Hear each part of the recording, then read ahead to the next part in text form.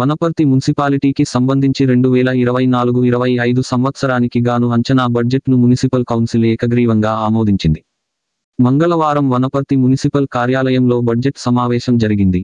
Municipal chairman గట్టు యాదవ్ అధ్యక్షతన జరిగిన ఈ సమావేశానికి జిల్లా కలెక్టర్ తేజస్ నందలాల్ పవార్, ఎమ్మెల్యే తూడి మేఘారెడ్డి, అదనపు collector local bodies Sanchit Gangwar, municipal commissioner, council సభ్యులు పాల్గొన్నారు.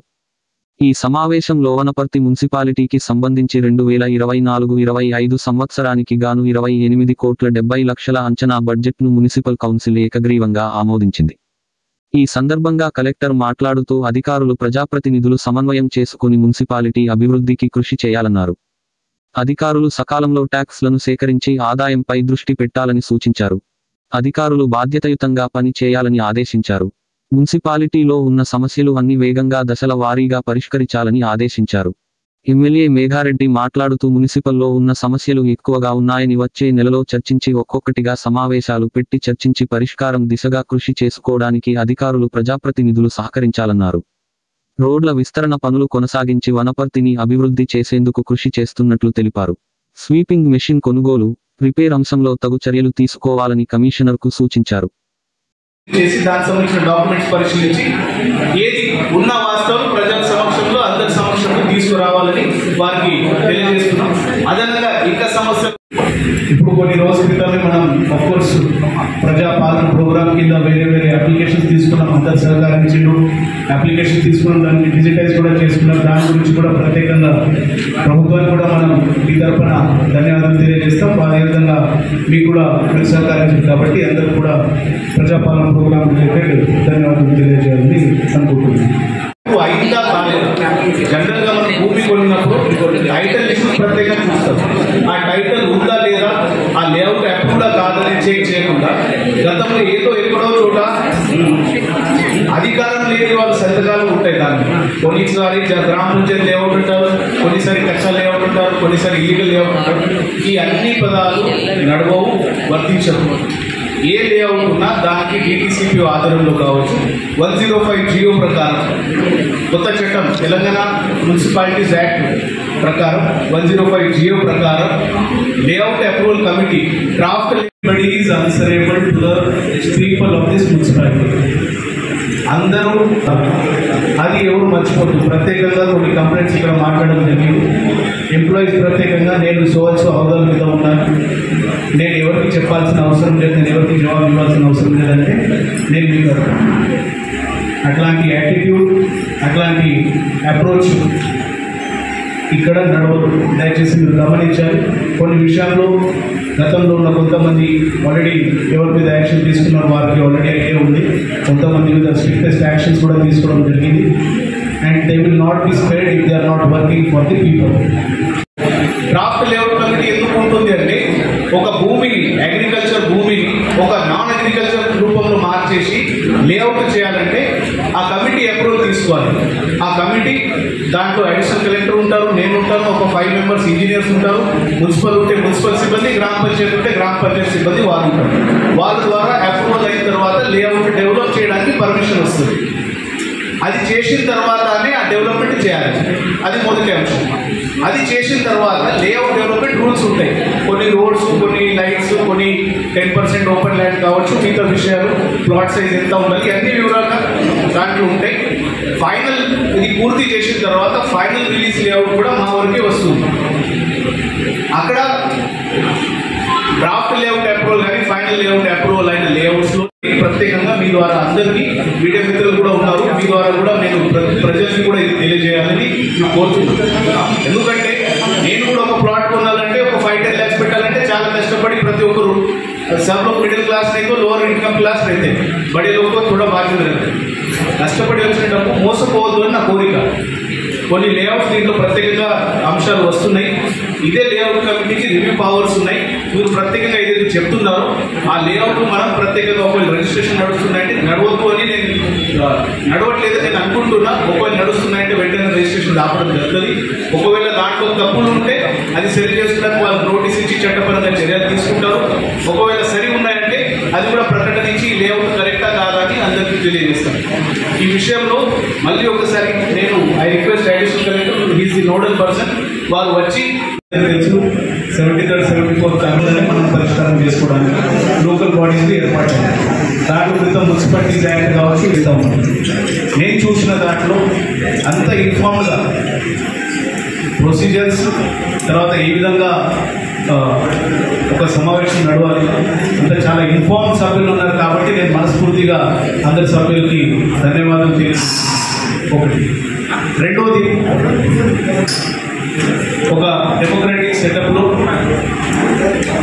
Elected representative and appointed officers కలిసి మనం పనిచేస్తూ ఉంటాం. దాంట్లో ప్రత్యేకంగా మున్సిపాలిటీలో ప్రతి వార్డు నుంచి ప్రతినిధులు వేసుకుంటే వాళ్ళు మీరు, దాంట్లో అధికారికంగా అపాయింట్ అయిన వాళ్ళు మున్సిపల్ కమిషనర్ కావచ్చు, మిగతా సిబ్బంది.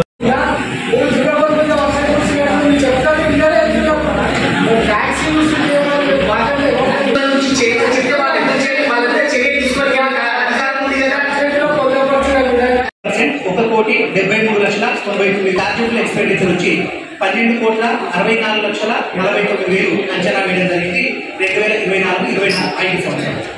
ఇక other maintenance expenditure sir, abstract expenditure రాబోయే ఆర్థిక సంవత్సరం 2024-25 సంవత్సరానికి జీతాలు మరియు వేతనాల క్రింద ₹5,65,00,000గా అంచనా వేయడం జరిగింది. శానిటేషన్ మెయింటెనెన్స్ ఎక్స్పెండిచర్ వచ్చి ₹2,07,50,000గా అంచనా వేయడం జరిగింది. పవర్ ఛార్జెస్, సీసీ ఛార్జెస్ వచ్చి 2,00,000, అదర్ అసెట్స్ వచ్చి 5,00,000, బిల్డింగ్స్ వచ్చి 20,00,000, మీడియా లైట్స్ వచ్చి 5,00,000, జంక్షన్ ఇంప్లిమెంట్ 2,00,000, మొత్తం వార్డ్ వైపు ఎక్స్పెండిచర్ వచ్చి ₹2,02,00,000. స్వాగతం బట్టి సమానం చేసినందుకు అందరికీ మళ్ళొకసారి ధన్యవాదాలు తెలియజేసుకుంటున్నాం. ఈ కొన్ని విషయాలు చైర్మన్ గారితో ఒకటి సార్ డిస్కస్ చేస్తే మనం మాట్లాడదాం అనుకున్నాం. కాకపోతే కొన్ని కారణాలు బిజీ ఉండడం వల్ల మాట్లాడలేదు. ఈ రోజు నాకు అర్థమైంది ఏంటంటే ఇది గంట 2 గంటలుగా కాకుండా ఒక రోజు 2 రోజులు మాట్లాడాల్సినంత పెండింగ్ ఇష్యూస్ అనిపించింది నాకు. ఒక్కొక్క సబ్జెక్ట్ మీద మాట్లాడారు. ఎలక్ట్రికల్ ఉంటే వాళ్ళ ఐఆర్ ఆఫీసర్లు వెళ్ళిద్దాం, ఇంకేదైనా వేరే డిపార్ట్మెంట్ ఉంటే వాళ్ళ ఆఫీసర్లు వెళ్ళిద్దాం. అందరూ కలెక్టర్ గారు ఉంటారు కాబట్టి ఆయన ఇన్స్ట్రక్షన్ ఇస్తే ఇమీడియట్ డిసిజన్ తీసుకుని అధికారులకు పిలిపిస్తేనే ప్రాబ్లమ్స్ అన్ని సాల్వ్ అయ్యాయని నాకు అర్థమైంది. సో ఇక చిన్న అధికారులు వస్తారు, వాళ్ళు ఏం చేయలేరు, వాళ్ళతో ఏం కాదు. కాబట్టి అదొకసారి మనం ఫస్ట్ వీక్లో కానీ సెకండ్ వీక్లో కానీ మీటింగ్ పెట్టుకొని మీరు కూడా అంతా సబ్జెక్టులు అన్నీ రెడీ చేసుకుంటే సార్ మా ప్రశాంతంగా మార్నింగ్ స్టార్ట్ చేస్తే ఈవినింగ్ వరకు ఒక సబ్జెక్ట్ మీద మాట్లాడడం లోకల్ పాలసీ కలెక్టర్ ఇన్స్ట్రక్షన్స్ మీరు కూడా ఉంటే సబ్జెక్ట్ కూడా అందరూ సంబంధిత డిపార్ట్మెంట్లలో చేసి కొంచెం డీటెయిల్ కొంచెం బాగుందండి. దాంతో పాటు మా ఇంటి ఐటీ బోర్డు ప్రెషర్ రావాలని ఇది ఉంటా ఉంది ఇక్కడ కొంచెం ఇది కూడా అర్థం కాలేదు. దాని మీద కొంచెం డీటెయిల్గా పోవడం దీని మీద మన అడిషనల్ కలెక్టర్ కమిటీ చేసేసి సీరియస్గా చాలా సీరియస్గా అవ్వాల్సిన అవసరం ఈ మూడింటి మీద.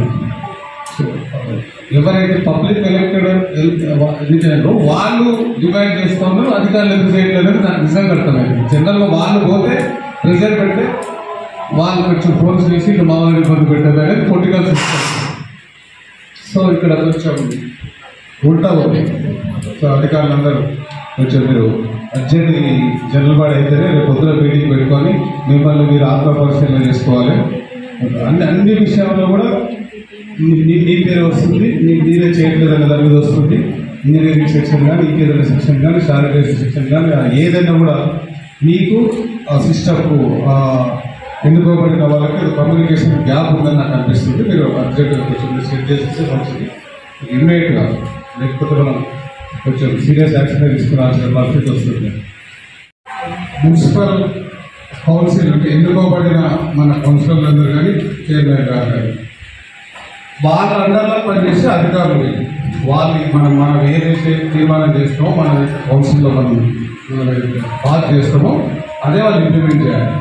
కానీ నాకు అర్థమైంది ఏంటంటే 2-3 విషయాల్లో ఇంపార్టెంట్ విషయాలు వేరే దానికి బోధించుకుని మున్సిపల్ ట్యాక్స్ పెండింగ్ కానీ, ఈ వాటర్ కనెక్షన్ అప్రాక్సిమేట్లీ 8,000, ఈ హౌస్ ట్యాక్సెస్ కానీ, ఇవన్నీ పర్మిషన్స్ కానీ ఇంత పెండింగ్ ఉండడానికి కారణం ఏంటంటే నాకైతే అర్థమైంది. చాలా కమ్యూనికేషన్ గ్యాప్ ఉన్నట్టుంది. అది కొంచెం ఇమ్మీడియట్ చర్చించినట్టు అగ్రికల్చర్ సెక్టర్ నడుస్తూ ఉంటుంది. నాకు లొకేషన్ లాగానే ప్లానింగ్ మ్యాప్ లాగా వచ్చింది. దాంట్లో నాకు అర్థమైంది అయితే వాళ్ళు చూపించారు, వాళ్ళు వెంచర్ ఇచ్చినప్పుడు ఆ ప్లాట్స్ పార్క్ ఉండాలని అది ఉండాలని.